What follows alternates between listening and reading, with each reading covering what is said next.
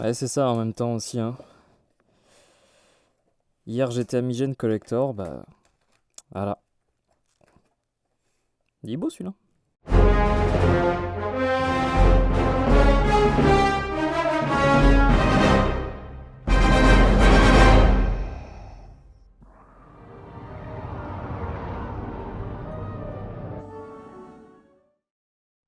Bonjour à tous et bienvenue sur la tribune de Coruscant pour cette nouvelle vidéo de la tribune de vos réponses, série de questions-réponses sur l'univers Star Wars. Avant de commencer cette vidéo, je vous invite bien évidemment à aller nous suivre sur les différents réseaux, que ce soit Facebook, Twitter ou Instagram, si vous voulez vous tenir au courant d'actualités Star Wars. On commence aujourd'hui avec la question de Radus Brix qui voudra en savoir plus sur ce qu'il advient de la planète Hoth après la bataille que l'on voit dans l'épisode 5, mais je vais en profiter pour revenir sur l'histoire de cette planète.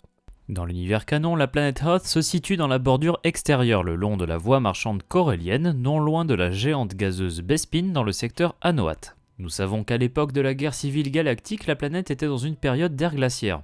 Hoth faisait partie d'une liste de bases potentielles pour la rébellion suite à la bataille de Yavin, une liste établie par le général Jan Dodonna. Suite à la mort de Dodonna lors de la bataille de Makota, Mon Mothma confia cette liste à Leia Organa. Un an après Yavin, il fut décidé que la planète gelée abriterait une base rebelle. L'Alliance construisit donc la base Echo qui fut achevée 3 ans après la bataille de Yavin.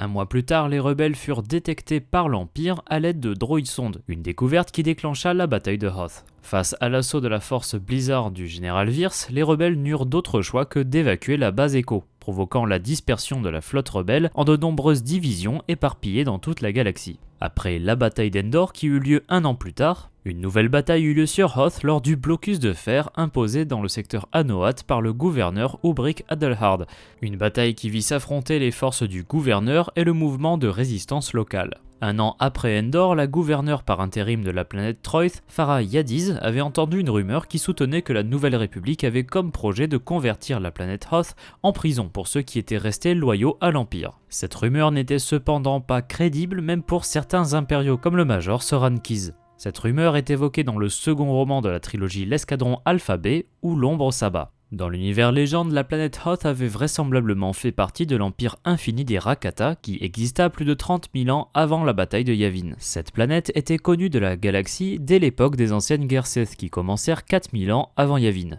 Hoth fut le lieu d'une bataille de la Grande Guerre galactique entre la République et l'Empire Sith reconstitué en 3665 avant Yavin. Les Sith alliés avec l'ascendance Chiss réussirent à vaincre la République lors de cet affrontement.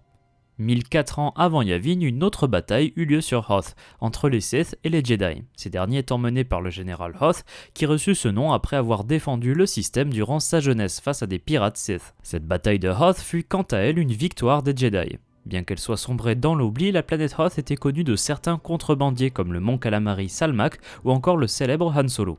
Suite à la bataille de Yavin, l'Alliance redécouvrit la planète Hoth et la base Echo fut construite. Cette base fut terminée 2 ans après la bataille de Yavin, les rebelles l'utilisant comme quartier général pendant 1 an, jusqu'à l'arrivée des impériaux sur Hoth, 3 ans après Yavin. Après la défaite rebelle sur Hoth, cette planète fut à nouveau plus ou moins oubliée. L'Empire y captura par la suite de nombreux Wampa afin de créer artificiellement une variante de cette espèce qui gardait leurs installations sur la lune Gal, comme on peut le voir dans le jeu Les Ombres de l'Empire. 12 ans après Yavin, le roman Le Sabre Noir nous montre Luke Skywalker et la Jedi Callista Ming se rendre sur Hoth afin que cette dernière puisse récupérer sa connexion avec la Force, en se rendant au lieu exact où l'esprit d'Obi-Wan était apparu devant Luke bien des années auparavant. Lors de cette mission, ils rencontrèrent un groupe de Wampa féroces mené par le Wampa qui avait capturé Luke 9 ans plus tôt. La bête reconnut le Jedi et tenta de le tuer pour venger la perte de son bras.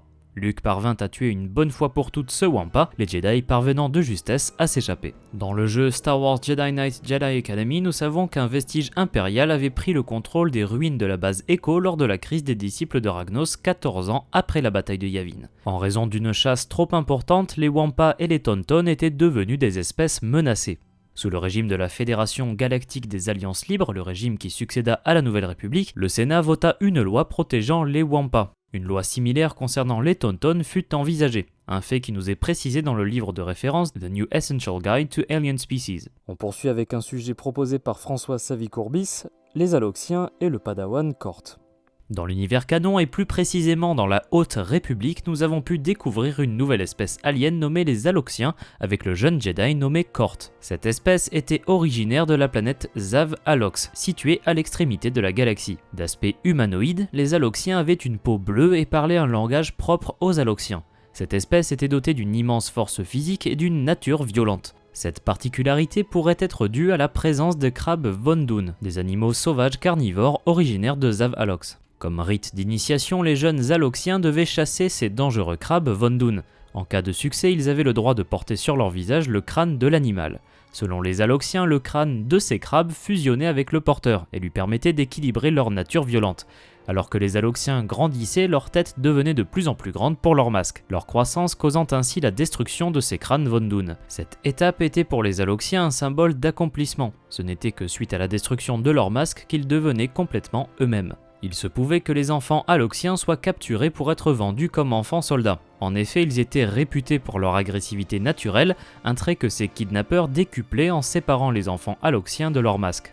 À l'époque de la Haute République, un jeune Aloxien fut trouvé par Maz Kanata, la reine pirate de Takodana. Ce garçon s'appelait Kort et était sensible à la force. Il rejoignit l'ordre Jedi et devint le padawan du maître Tabakan Pak. Kort devint l'ami d'autres novices comme Lula Tadisola ou encore Farzala. Tous ces padawans étudiant à bord du vaisseau Jedi Starhopper en compagnie des maîtres Yoda, Kantamsai ou encore Torban Buck. Kort dut faire face à de nombreux défis, notamment les émergences causées par la grande catastrophe de l'hyperespace, les négociations avec les Hutt sur Nal Hutta ou encore la bataille de Takodana.